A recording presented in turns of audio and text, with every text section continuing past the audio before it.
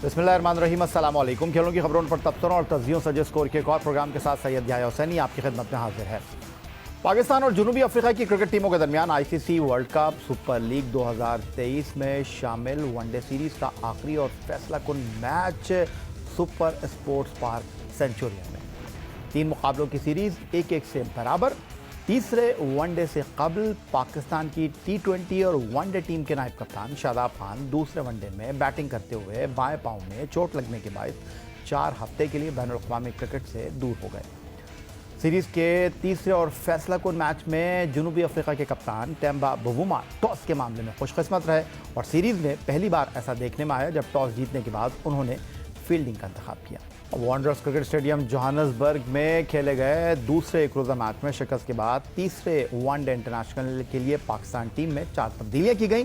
पहले वनडे में डेब्यू करने वाले दानिश अजीज हों या आसिफ अली, दोनों ही खिलाड़ी सीरीज में कारकर्दगी दिखाने में जब नाकाम रहे तो उनको ड्रॉप करने का फैसला किया गया।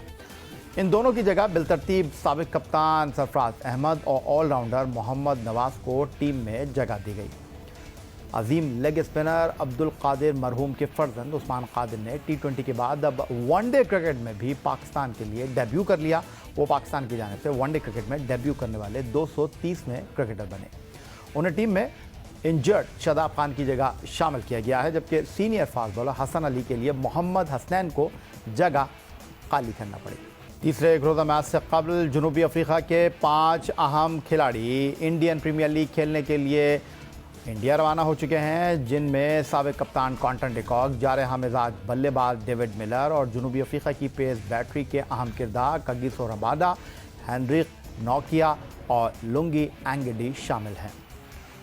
साथ ही जनूबी अफ्रीका के लिए सीरीज में 1 सेंचुरी और निफ सेंचुरी की मदद से सबसे ज़्यादा 183 रन स्कोर करने वाले वैन डूसन पट्टे में खिंचाव के बाद सीरीज के फैसला कुन मैच से बाहर हुए, जबकि तबरेज़ शम्सी को इब्तदाई 2 मुकाबलों में ख़राब कारकर्दगी की बुनियाद पर ड्रॉप करने का फैसला किया गया। जनूबी अफ्रीका की टीम में तीसरे और आखिरी एक रोज़ा मैच के लिए 7 तब्दीलियाँ की गईं। बैटिंग लाइनअप में यानेमन मिलान, जे स्मट्स और कायल वरेनी को शामिल किया गया, जबकि बॉलिंग लाइनअप में out of form Tabraiz Shamsi की जगह केशव महाराज, बेवन हैंड्रिक्स, डारन डोपावेलन और संपाला को मौका दिया गया। अब जनाब चलेंगे पाकिस्तान के टेस्ट फास्ट बॉलर क्रिकेट के सिकंदर बख्श साहब की तरफ, जो माहिराना राय के लिए हमारे साथ मौजूद हैं। सिकंदर बख्श साहब, तीसरे एक रोज़ा मैच के लिए दोनों ही टीमों में तब्दीलियां की गई और अगर मैं ये कहूँ कि 4 पाकिस्तान के 7 जनूबी अफ्रीका के, ये तो पूरी नई टीम बन गई। मेरा ख्याल है आप जितनी क्रिकेट खेले हैं इतनी तब्दीलियां तो किसी एक मैच में बहुत कम ही देखने को मिली हैं। हाँ, होता है। मतलब आजकल एक्चुअली जो ये IPL ऐसी चीज़ हो गई है कि जिसको कोई छोड़ना नहीं चाहता है। इसमें पैसे बहुत होते हैं, फिर भारत का एक प्रेशर भी बहुत ज़्यादा होता है। भारत तकरीबन क्रिकेट को रूल करता है। वो ICC का, हम तो हमेशा कहते हैं कि ICC का मतलब क्या है कि वो तो इंडियन क्रिकेट बोर्ड या क्रिकेट लीग व्हाटएवर आप उनको कह लें, तो भारत से एक डर खौफ के वजह से भी जो है, वरना एक अजीब सी चीज़ है कि आप नेशनल ड्यूटी पर हो और आपको छोड़ के जाना पड़ जाए एक लीग खेलने के लिए पैसों के खातिर। ये एक बहुत ही अजीब सी चीज़ है। मुझे नहीं पता कि उनका सिस्टम क्या है साउथ अफ्रीका का, कि उनके पास सेंट्रल कॉन्ट्रैक्ट्स हैं या नहीं हैं, और जिस तरह हमारे यहाँ होता है कि सेंट्रल कॉन्ट्रैक्ट है तो NOC के बगैर आप कहीं निकल नहीं सकते। तो ये मुझे इसका अंदाज़ा नहीं, मगर ये कि इतनी बड़ी तब्दीलियाँ, इसमें फ़ायदा भी है। पाकिस्तान में तो खैर जो लड़के खेल रहे हैं वो लड़के हैं जो आजमाए हुए हैं, दोबारा खेल रहे हैं। उनके पास भी कुछ लड़के ऐसे हैं। इससे एक ये फ़ायदा हो गया कि बहुत सौ को चांस मिल गया है। अब हर एक की किस्मत की बात है, वो उस मौके को अवेल करते हैं कि नहीं करते हैं, ये देखना है।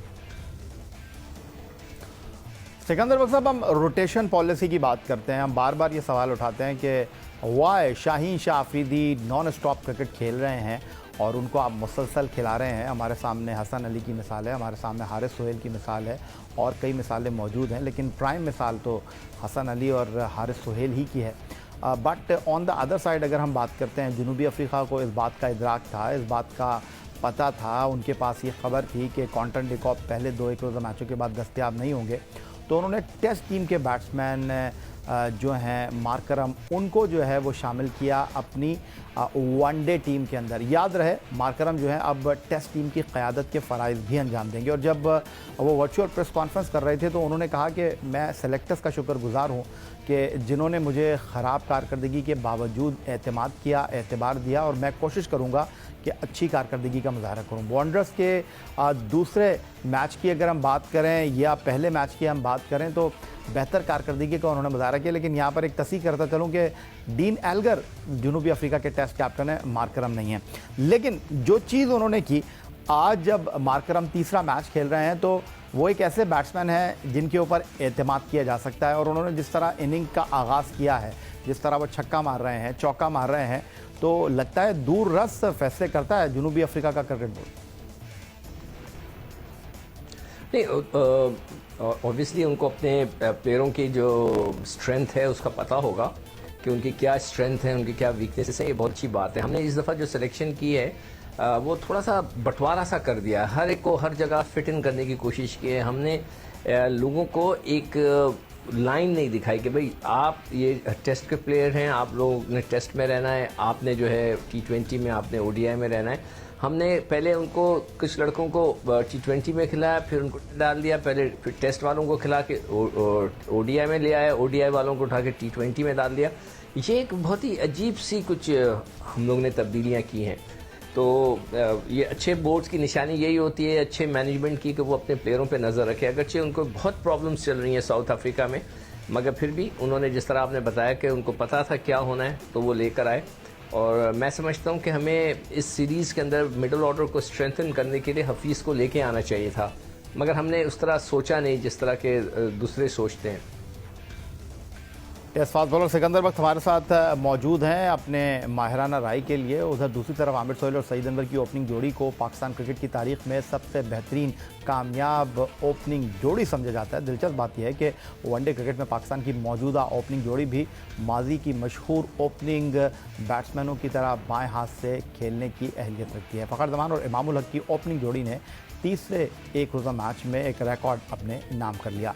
फ़खर जमान और इमामुल हक ने तीसरे एक रोज़ा मैच में 112 रन की ओपनिंग शराकत कायम की है। फ़खर जमान और इमामुल हक की वनडे क्रिकेट में 5वीं सेंचुरी पार्टनरशिप है। दोनों बैट्समैनों ने पाकिस्तान के लिए पहली विकेट पर सबसे ज़्यादा सेंचुरी पार्टनरशिप बनाने का एजाज़ भी हासिल कर लिया है। इससे कबल यासिर हमीद, इमरान फरद, नासिर जमशेद, मोहम्मद हफीज़ की जोड़ियाँ 4-4 मरतबा पहली विकेट पर सेंचुरी पार्टनरशिप बना चुकी हैं। पाकिस्तान की जाने से सबसे बड़ी ओपनिंग पार्टनरशिप भी फ़खर जमान और इमामुल हक की ही है। जिम्बाब्वे के खिलाफ 2018 में दोनों बल्लेबाजों ने पहली विकेट के लिए 304 रन बनाने का एजाज़ हासिल किया था। 112 रन की शराकत के बाद इमामुल हक तो केशव महाराज की गेंद पर 57 रन बनाकर आउट हो गए, मगर फ़खर जमान ने अपने वनडे करियर की छठी और मुसलसल दूसरी सेंचुरी बनाने का एजाज़ हासिल किया। फ़खर जमान ने 104 गेंदों का सामना करते हुए 9 चौकों और 3 छक्कों की मदद से 101 रन बनाए, जिनका स्ट्राइक रेट 97.11 रहा। जी सिकंदर बख्श साहब, एक दफ़ा फिर आपकी तरफ आ जाता हूँ, और 5वीं सेंचुरी ओपनिंग शराकत इमामुल हक और फ़खर जमान के दरमियान, तो क्या अब हम ये तय कर लें कि हमें एक sound and secure opening partnership मैसर आ गई है इमामुल हक एंड फ़खर जमान की सूरत में?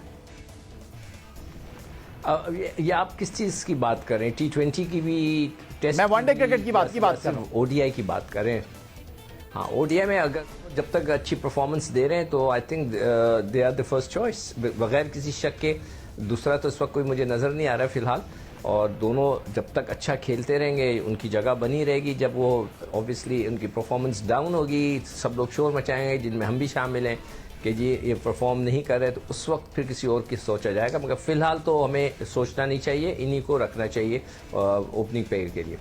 सोचना नहीं चाहिए सिकंदर बख्श साहब, आप कह रहे हैं। आप बड़े नाक़िद रहे हैं इमामुल हक हों या इमामुल हक के साथ फ़खर जमान के टीम में सिलेक्शन के एतबार से, तो आर यू सेटिस्फाइड टोटली के? देखिए, मैं बात कर सकता हूँ इधर? एब्सोल्युटली। देखिए, फ़खर जमान का मैं T20 में बात कर रहा था, आज भी उनका रिकॉर्ड उठा के आप देख लें। आखिरी 14 मैच जो वो पाकिस्तान के लिए खेले हैं उसमें उनके 192 रन हैं। हो सकता है कैलकुलेशन में थोड़ा ऊपर नीचे मैं कर दूं, ये 192 या 195 रन होंगे आखिरी 14 मैच स्ट्रेट जो पाकिस्तान के लिए खेलते हुए है। तो ऑब्वियसली हम उनको यही बोलेंगे कि जी ये आपने 14 मैच खेल लिए, सिर्फ 190 रन किए। अब उन्होंने वनडे में आके कमाल ही कर दिया अपना, एकदम से उनका रवैया चेंज हुआ 192 फिर 100, तो हम उनकी तारीफ करेंगे इसलिए कि वो उन्होंने रन्स किए। मैं ये तो नहीं कह सकता कि उन्होंने ख़राब बैटिंग की, अच्छी बैटिंग की है, ज़बरदस्त बैटिंग की है, तो उनको रहना चाहिए। और इमाम पहले मैच में बहुत ज़बरदस्त खेले, हमने उस वक्त भी तारीफ़ की कि बाबर के साथ वो बाबर ने उनको वो शेडो कर दिया था, मगर हमने उस वक्त भी कहा जो अच्छा खेलता है उसकी हमें तारीफ़ करनी चाहिए, और जब वो हल्का हो जाता है तो हमें बताना पड़ेगा कि भाई ये आपका स्कोर है, आप इस वक्त अच्छा नहीं कर रहे। अब बाकी जो है वो सिलेक्टर्स और मैनेजमेंट पे होता है।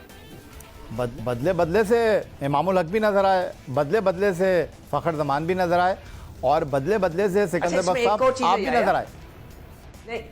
नहीं, या एक और चीज़ है इसमें। देखिए, दोनों के केस में ये हुआ है कि इमाम को भी बाहर बिठाया गया है, ठीक है, और फ़खर को भी वनडे में थोड़ा बाहर बिठा के रखा गया था, जिसके बाद वो जब वापस आए हैं तो ये उनके लिए अच्छा हुआ, उन्होंने इस चांस को बहुत अच्छी तरह अवेल किया। यही चीज़ मैं बार बार कहता हूँ, जब कोई लड़का अच्छी परफॉर्मेंस नहीं देता तो उसको थोड़ी देर के लिए आप बाहर ज़रूर बिठाएं। जब वो बाहर बैठता है तो उसको ख्याल आता है कि यार मैं अपनी जगह खो चुका हूँ या खो रहा हूँ, तो जब वो दोबारा उसको मौका मिलता है तो वो अपनी बेस्ट पॉसिबल परफॉर्मेंस देने की कोशिश करता है। तो ये तरकीब आपको रखनी चाहिए हमेशा, जब भी लड़का आउट ऑफ फॉर्म हो उसको थोड़े 1-2 मैच के लिए ज़रूर बिठाएं, तो हो सकता है कि वो दोबारा जब कम बैक करे तो वो अच्छी तरह करे। लेकिन मैं जान किया मान पाऊँ तो सिकंदर बख्श साहब आपकी तस्हीह नहीं करूँगा, आपकी मालूमात में इजाफा करूँगा कि वर्ल्ड कप 2019 के बाद ये हमारी तीसरी एक रोज़ा सीरीज़ है। वर्ल्ड कप के फ़ौरन बाद हमने श्रीलंका को पाकिस्तान में होस्ट किया, वहाँ पर इमामुल हक खेले थे। उसके बाद जिम्बाब्वे के ख़िलाफ़ जो सीरीज़ थी, इमामुल हक के ओपनिंग पार्टनर आबिद अली थे। उसके बाद जो अब हम तीसरी सीरीज़ खेल रहे हैं तो इमामुल हक तो कंटिन्यू खेल रहे हैं one day cricket, but Fakhar Zaman की टीम में वापसी हो रही है। नहीं, मगर इमाम टेस्ट क्रिकेट से भी तो ड्रॉप हुए ना। नहीं, वनडे क्रिकेट तो वो कंटिन्यू खेल रहे हैं किसी भी फॉर्मेट में। टेस्ट में कभी भी नहीं ड्रॉप हुए, इतने सारे मैचेस होते हैं, मुझे नहीं याद। नहीं, टेस्ट में तो वो ड्रॉप हुए हैं। टेस्ट में उनकी जगह जो है वो ली है आबिद अली ने और शान मसूद ने, लेकिन वनडे क्रिकेट में वो खेल रहे हैं मुसलसल। तो फिर यही चीज मैं बता रहा हूँ। देखें, एक जो क्रिकेटर होता है वो अपनी जगह पे खोने का उसको बहुत दुख होता है, तो ये बहुत ज़रूरी होता है कि अगर कोई परफॉर्मेंस नहीं दे पा रहा या उसकी फॉर्म अच्छी नहीं लगी हो तो उसको ज़रूर बाहर बिठाया जाए, ताकि उसको थोड़ा सा रिकॉल हो कि यार मैं देखो अपनी जगह खो रहा हूँ या खो चुका हूँ, तो दोबारा वो जब कम बैक करता है तो बहुत अच्छा करता है। तो ये चीज़ मैं कहना था। बहुत शुक्रिया आपका सिकंदर बख्श साहब, हमारे साथ आप मौजूद रहेंगे, लेकिन फ़िलहाल हम एक ब्रेक की तरफ मूव कर रहे हैं। ब्रेक से वापस आएंगे तो मज़ीद कुछ गुफ्तगू आपके साथ।